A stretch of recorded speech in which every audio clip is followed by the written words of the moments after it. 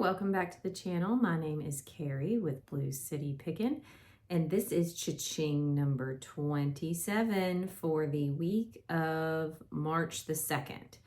So I had a fairly decent week last week, and this week was a little bit lower, but not by much.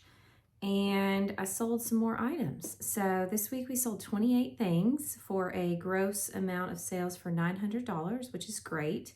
Usually I'm trying to get around 35 for about 1,000. But I'm really happy with my average sales price for this week. I was able to get some older items out of the inventory and get some new things listed and rolling out as well for better profits. So all in all, I'm pretty happy with the week. So this week I sold $905 in gross sales, like I mentioned. The agreed upon sales price, so that's what the buyer and I said that's the cost of the item before shipping and taxes, was $686. I was into all of these items for $187. And so after cost of goods, shipping, and fees, I made $383.61, which is not bad at all because I really did not spend much time on my eBay this week. I have been incredibly busy at my day job. So I am pleased as punch that I was able to grab an extra $384 in income this week. So the minimum price that I made on an item was $2.18, and I had a couple of low profit items, but I'll explain those when I get to them. And then my highest profiting item this week was a $34 item. And then my average for the week was $13.70 per item. So all in all, pretty good. I had something that sold in the day it was listed. Actually, I had multiple items sell the day they were listed. I had a few things that had been in the store for almost a year.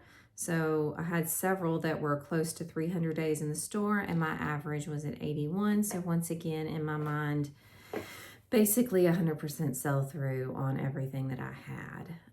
I've had a few people ask me if I ever purge my inventory. I think purge is probably a pretty strong word for what I do. I don't have that much yet still.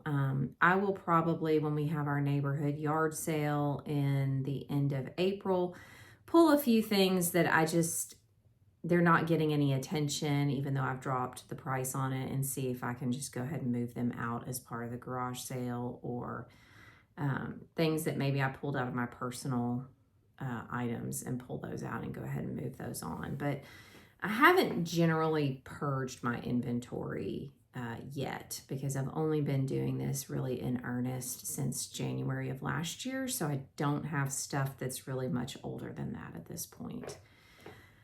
As always, we will hit some additional numbers at the end. I've had also a couple people ask me, like, what software do I use? As of right now, I'm using my reseller Genie. So all of these dollars and cents and everything, and that's what I use for my inventory, it's what I use for my taxes. It works really well for me. I'm also a numbers person by trade. So I always recommend folks go check out different items and see what works best for them as far as a software to use if you're ready to make that commitment. So without further ado, let's go ahead and get into this. So the first thing that sold was a set of vintage travel games. Buyer paid $4.88. I had nothing into these. I had bought these at an auction last May, a huge lot of kids travel games that I think I paid $2 for the whole lot. So I have nothing into these. And so I made $3.28 after 293 days. Next up was a replacement weapon. It was a vintage 1985 Thundercats Tusco Warrior Walrus rifle accessory. That's a lot of words for something that I probably have never actually seen in real life.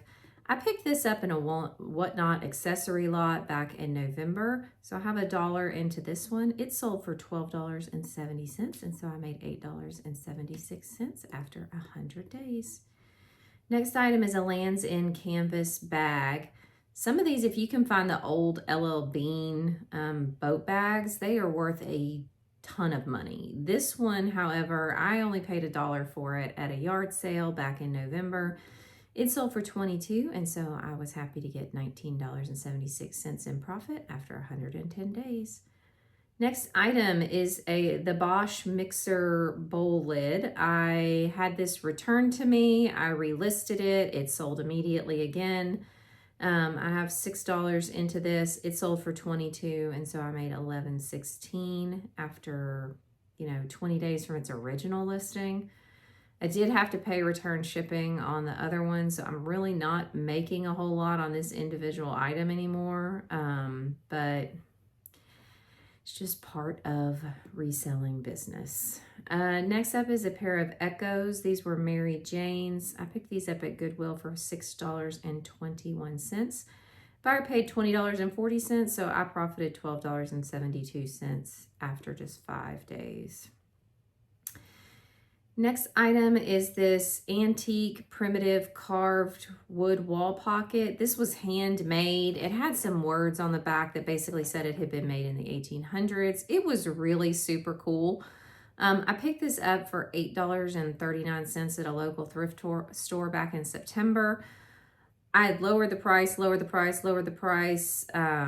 Honestly, it was very large and I wanted to get it out because it was taking up a lot of space and it was not worth nearly as much as I originally thought. I sold it for $30, and so I made $19.29 after 173 days. This thing broke, unfortunately, when I was packing it up, but I sent a message to a buyer. It broke in a place that seemed to be pretty easily fixable, so they said they would still take it and that they would fix it. So yeah, that was a huge blessing. Next up is this Vintage Now Designs. It was a Levi's tote bag. I paid $3.13 for this at Goodwill back at the end of February. It sold for $40, and so I made $27.99, and it sold the day I listed it. Next item is a pair of Chico's jeans. This is one of my lower profits from the week. I paid $6.99 for these at Goodwill back in, I think, January of last year. They had sold once, got returned for fit. So they sold for $12. I made $2.61 after 278 days. Next item that sold was this soft surroundings blouse. It sold for $20. I paid $6.34 at Goodwill back in January, so I profited $11.50 after 45 days. Next item, another one of my lowest sales of the week. This was a vintage Bueno cream. It's like with a metal mesh like evening bag. It says I paid $6.43 for this. I think I picked this up when I bought like a massive lot of purses, and that's the price I assigned to everything. But I also assigned that price to like a couple Doonies, a couple Coach bags, and some other ones. So I mean, in reality, I probably paid less for this particular item, but for inventory tracking, that's the amount I assigned to it. Buyer paid $9, and so I profited $2.18 after 285 days.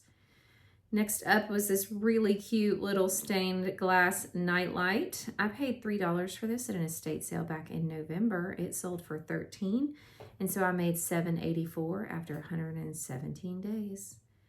Next item is a cross-stitch embroidered picture. It was framed out. It said, "God bless our home." I paid $8.75 for this at an estate sale back in November, and it sold for $33.15, and so I made $15.64 after 47 days.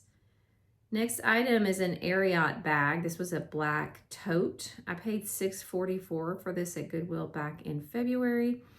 It sold for $20, and so I made $9.02 after 12 days. Some folks are probably like cringing at the less than. And I'm back. I got interrupted, so here we keep going. I think I was at the Ariat bag saying that some folks would probably cringe at the profit amount, but it was easy to look up, super easy to list, amazingly easy to ship, took up no space in my inventory, so $10 for probably less than 10 minutes worth of work for me, I will take that. So to me, it's all about balance and how much I can make from one thing versus another. And so like I said, my average goal is $15 an item for the time I spend in it. But for this one, super easy. So I'm good with $9 profit on that one. Next is a set of women's Lulu crop joggers. These came out of a personal clean out. Buyer paid $26, and so I profited $22.26, and they sold the same day. I bought those secondhand, so I'm pretty sure I got my money back after wearing them for about a year. Next up is a Logitech Universal Remote.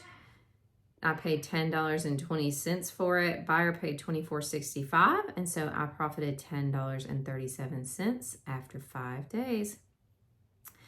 Next up is a Scout bag. I picked this up at a local thrift store for $7.67. Got an offer for $22, accepted that, and so I made $8.29 after 23 days. I put that in the same bucket as the Ariat bag as far as ease of listing, shipping, etc.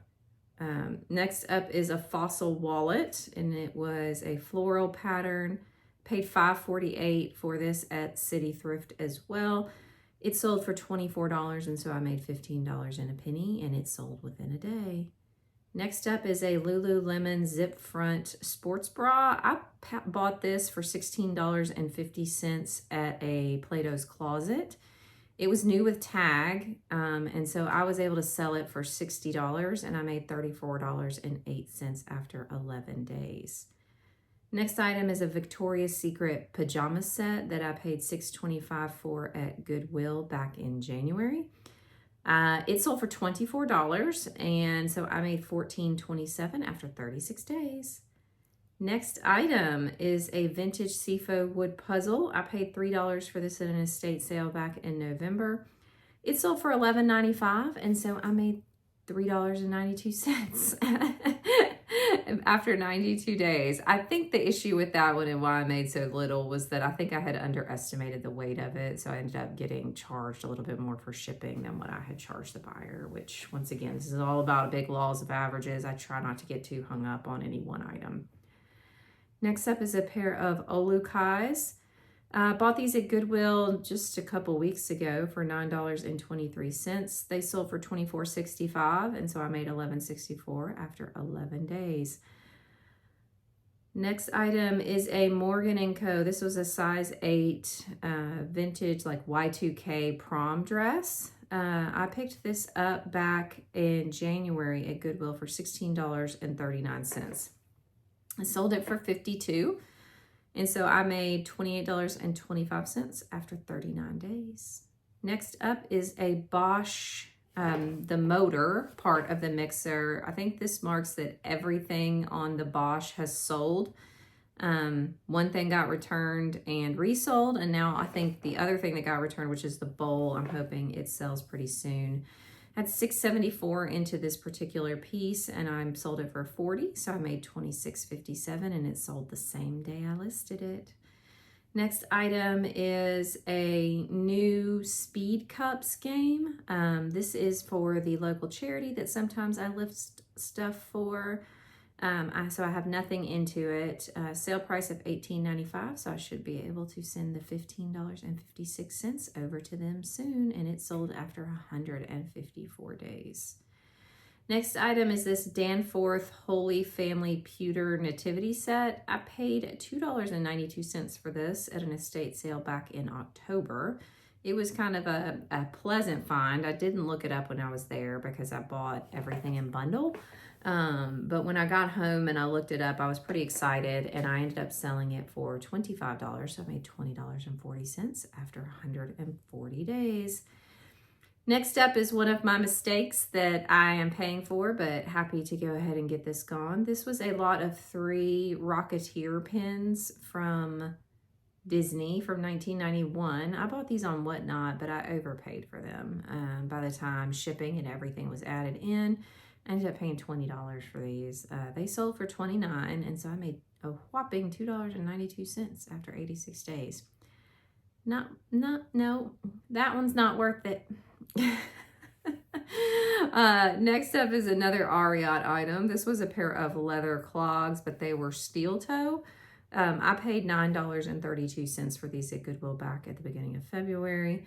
They sold for $25. I got an offer for $25, and so I made $10.57 after 26 days. And then last but not least is a pair of Keen women's shoes.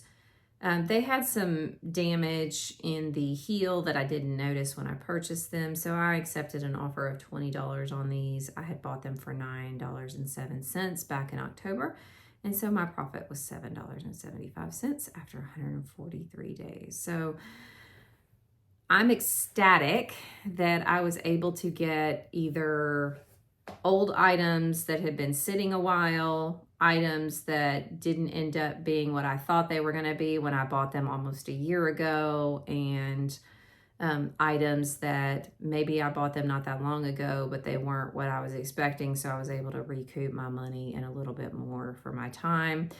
Super happy with this week because of that. As far as where the items came from that I sold, let's see, Goodwill was about for profit. So this is the profit allocation across the store. Goodwill gave me about 45% of my profit, estate sales 16%, and then other being City Thrift, Blues City Thrift, yard sales, etc. gave me about 30%.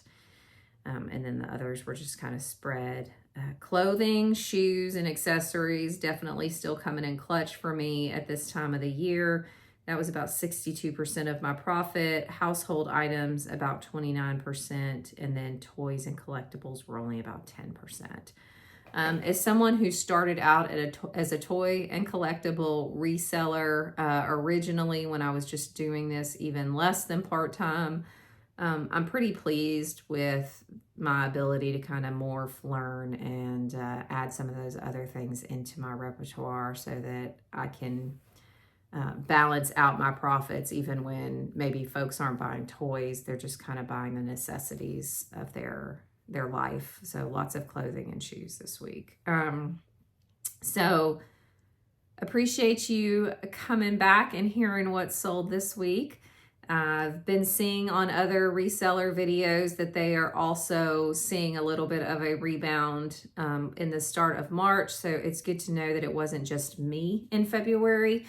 I've seen some folks talk about promotion percentages, etc. I had been promoting most of my items, but only at 3% because I feel like we already pay a pretty sporty amount in fees. And if it's something that is interesting, eventually it'll sell, even if it's only promoted at that amount. So I am trying out a new percentage for promotions this week. It is Sunday, March 9th. And so I have upped my promotions to 5% for this week. So we are going to see if that makes any kind of a difference in my sales for this week. If it does, great. If it doesn't, I've learned a lesson. So it'll be interesting. Also, not all of my items, even though I do promote, a good chunk of them do not sell on promotion. So I haven't done the math on that as far as exactly how much I'm spending in ad fees, but I could do that pretty easily. And if that's something that's interesting to you, let me know down in the comments below, and I would be happy to add that to my next video as kind of like some bonus content. Other than that, I hope everybody has a wonderful week. I hope your sales are coming around, and I hope that the spring weather is starting to show in your area as well. If you like this kind of content, would appreciate a like and subscribe, and we will see you in the next one. Bye.